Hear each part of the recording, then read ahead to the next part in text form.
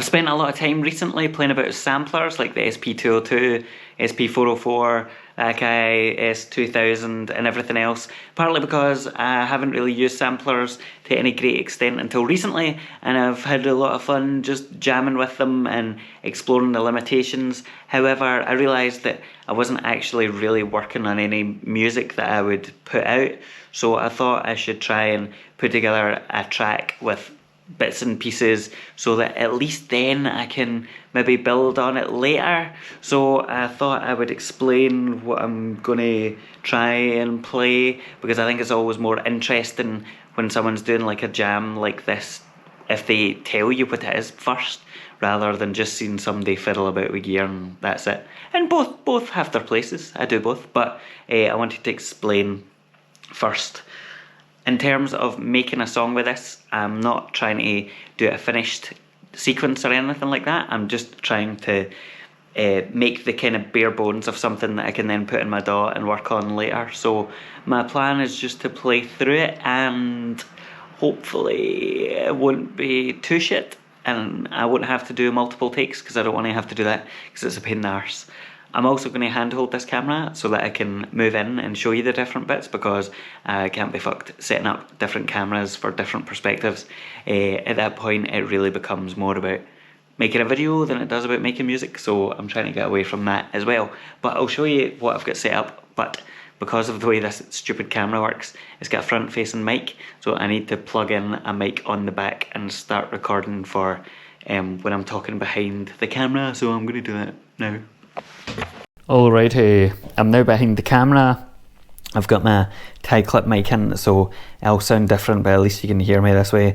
I'm going to explain very quickly what I've got set up, and then I'm going to just try play through it. I've got sequences on the Squarp Pyramid, which I use all the time for these kinds of things. It's my favourite sequencer.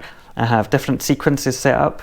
I have my bass coming from the Behringer Model D. It's got a really fat bass sound, so that's what I'm using for that. I have the CAT as the kind of main melody line, the Behringer CAT again. It's doing the main melody. For drums, I said I was talking about samplers a lot, but I'm using sampled drums in this. The drums are from my friend Keith's kit, recorded by my other friend Lee, and I tapped out the pattern using my MIDI fighter into Logic, and then I recorded it into the sampler, and I could have just played it through Logic, but it was a bit of a pain because then I couldn't switch between the patterns, so I've just put it in the SP-202. And the cool thing about that is I can sequence it via MIDI over the Squarp, so the Squarp is telling the sampler when to play, which is a pretty nice setup. The drums are going into this stereo compressor pedal. It's really dirty, and I don't know why. Probably partly to do with this and the line level or whatever, but either way they sound really industrial and distorted, even with the drive down, by the way. I'm not a total idiot. What next? Oh yeah, the CAT. The CAT is going into this Zoom 1201 circuit bent effects unit, and it's basically on the kind of standard reverb. I don't know what it's on at the moment, hall or room, but I've pulled the clock down a bit, so it's got a clock modification to change the processor speed, and I've clocked it down, which gives you a kind of longer, deeper reverb sound. The other thing I'm going to attempt to do is play the Behringer vocoder VC340, because it's got some nice strings, and I'm going to just play the keys over the top of that, like. Sounds fantastic. I didn't think I needed a string machine until I played that, and it's fucking brilliant. Anyway, the strings are going into this chorus, which is a Boss CE20. Without that, you can hear them. I'll turn it off. Yeah, that's off. Okay, kind of fine, but with it on, it it really brings out the tonality and the weirdness of them, so I like that a lot. Finally, I'm going to record just into my DAW, into Logic. Logic isn't doing anything apart from recording, so yeah, fine.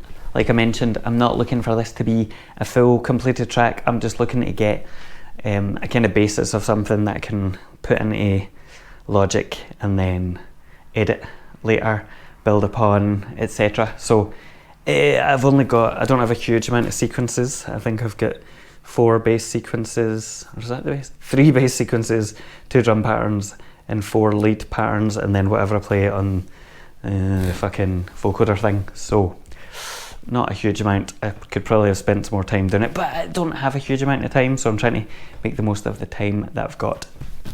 Oh, one other thing I should mention is the master clock is technically coming from the DAW. It's a plugin that goes into the ERM multi-clock in there, and then the multi-clock takes an audio rate or an audio signal from the DAW and converts into like this really rock solid MIDI clock. If you don't know what that is, then that's probably a video for another day, but basically it means that the MIDI clock from the DAW isn't shit, because I mean it is shit, so the multi-clock makes it better, and it keeps everything nicely in sync and not drifting and all the rest of it. So I'm gonna hit play, and hopefully it will sound right, and I won't have to redo it, because I don't want to do this multiple times. So here we go. You won't actually believe this, but I just did the perfect take and didn't realise I hadn't pressed record. So that's one of the problems with these GoPros. So because I stopped this to take the tie mic out, I thought I was still recording, but apparently not. So this is the second go. The thing I did realise actually whilst I was doing my perfect take was that it's really difficult to hold this stand thing and do the kind of slides double-handed, because obviously I'm holding the camera. So that's going to be my excuse for why it's not maybe as good. Anyway, we'll see. I'm going to actually press play now. See, you can't hear me while I'm behind the mic, which is really fucking annoying. Anyway, here we go.